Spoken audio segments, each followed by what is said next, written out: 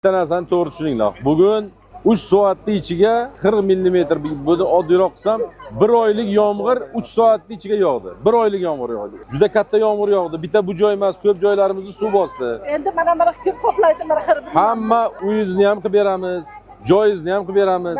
Bu joylar endi bu suvni bo'yiga o'zi uyni qurish bu noto'g'ri, bu suv ko'p kelib qolsa baribir suv bosadi. Yordam berish uchun keldik, qarash uchun keldik. 2026 yilning 23 may kuni Samarqand viloyatida kuzatilgan kuchli yog'ingarchilik ayrim hududlarda suv toshqinlarining yuzaga kelishiga sabab bo'ldi. Xususan Samarqand shahrining Fidoyilar mahallasida joylashgan shahar kanali sohilda o'zboshimchalik bilan qurib olingan ayrim uy-joylarni suv bosdi. Natijada ba'zi uylarning devorlari qulab tushgan. Viloyat hokimi Adiz Boboyev zudlik bilan voqea joyiga yetib bordi. Tegishli xizmatlar mutasaddilari bilan birgalikda hududdagi vaziyat o'rganilib, tezkor choralar ko'rilishi tashkil etildi. Jumladan zarar ko'rgan xonadonlardan fuqarolarning buyumlarini boshqa joyga ko'chirish, ularni vaqtincha yashash joylari bilan ta'minlash hamda oziq-ovqat va zarur buyumlar yetkazib berish ishlari yo'lga qo'yildi. Birinchi 11 ta oilani olib chiqish masalasi. Bularga ichida bir qo'shnisi bormi, qarindoshi bormi, nimasi bo'lsa vaqtinchalik olib chiqinglar, ularga pulini beringlar. Masalan, hech kunlik 1 oylik pulni siz 1 oyligini beringlar. 1 oyda ichiga masalan yechib bularni qo'liga pul beramiz. Bularga aytinglar joy topib bersin. Joyini qidiraversin, qolganlar ham joyini qidiraversin sekin.